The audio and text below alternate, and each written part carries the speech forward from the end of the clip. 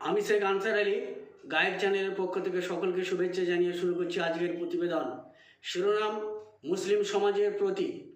পৃথিবীতে একাধিক ধর্মের একাধিক ধর্মীয় মহাপুরুষের জন্ম হলেও তাঁরা কেউ রাষ্ট্রীয় নেতা হতে পারেননি একমাত্র হজরত মোহাম্মদ সাল্লাল্লাহু আলাইহি সাল্লাম ছাড়া, অন্তত আমার জানা মতে। অবশ্য তিনি টিভি আবিষ্কার করেননি রেডিও, টেলিফোন, বিমান ছাড়াও অনেক কিছুই। তা সত্ত্বেও তিনি বিজ্ঞানীদের বিজ্ঞানী, দার্শনিকদের দার্শনিক। একদিকে তিনি জগৎগুরু, অন্যদিকে অতি সাধারণ। পায়ের নখ থেকে মাথার চুল পর্যন্ত, ব্যক্তি জীবন থেকে আন্তর্জাতিক জীবনের কালজয়ী এবং কমপ্লিট রূপরেখার ধারক বাহক। এসবের ব্যাখ্যা পরবর্তী প্রতিবেদনে নিয়ে আসার ইচ্ছা নিয়ে আপাতত বলি, তাঁর কথার গভীরতা বুঝতে বর্তমান জামানায় এক বিরাট শূন্যতা সৃষ্টি হয়েছে, যার ধাক্কায় মুসলিম সমাজ অনেকটাই দিশেহারা। অবশ্য আমি কাউকে ছোট করতে পারি না বড় করতেও, যে যার আলোয় আলোকিত।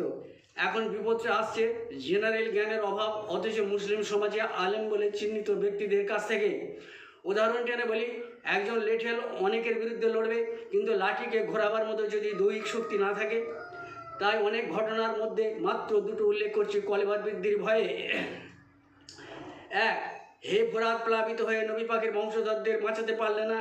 এ কথায় উত্তর এলো, আমি চেয়েছিলাম পানি পান করাতে, কিন্তু নবী পাক মানা করলে নেই বলে আমার বংশধররা মরবে, বিনিময়ে আমার গুনাহগার উম্মতকে পার করব। এই ঘটনা শুনে শ্রোতাগণ মন্ত্রমুগ্ধ হয়ে গেল। এখন আমার প্রশ্ন, নবী পাকের সঙ্গে ফোরাত নদীর কথোপকথনের দলিল কোথায়? কারণ নবী পাকের উফাতের সঙ্গে সঙ্গে কোরআন বন্ধ, হাদিস বন্ধ, ওহী বন্ধ। এখন কোরআন হাদিস পড়ে দাবি করা আলেমদের এই লজিকটা, এই জ্ঞানটুকু না থাকলে কেমন আলিম? মাদ্রাসায় আরবি শিখলে কিছু ব্যাকরণ, কিছু তর্জমা, কিছু তফসির, কিছু শানে নজুল, কিছু মাসলা মাসাইল শিখবে, যা স্বাভাবিক। কিন্তু সামগ্রিকভাবে ধারণার স্পষ্টতা কোথায়? টেকনিক্যালি ভুলভ্রান্তি ভিন্ন কথা, অবশ্য হাতে কোনো দু একজন ব্যতিক্রমদের কথা না হয় ছেড়েই দিলাম। দুই,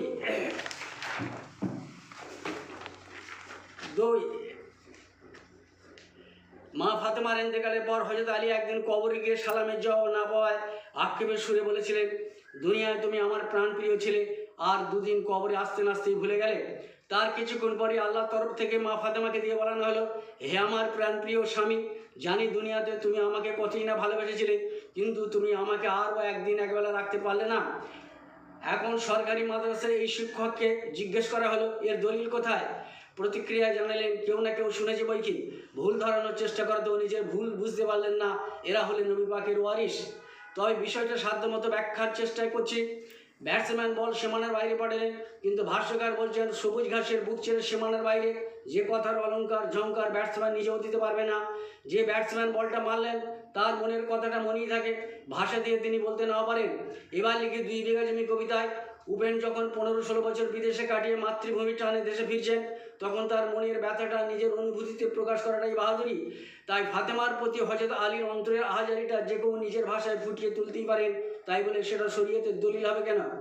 তাই বর্তমান জামানায় 2 ভাগ ছেলেকে জেনারেল লাইনে, 1 ভাগ ছেলেকে আরবি লাইনে দিন, যাতে একে অপরের পরিপূরক হয়ে উঠবে, যা সমাজের জন্য ফলদায়ক হবে।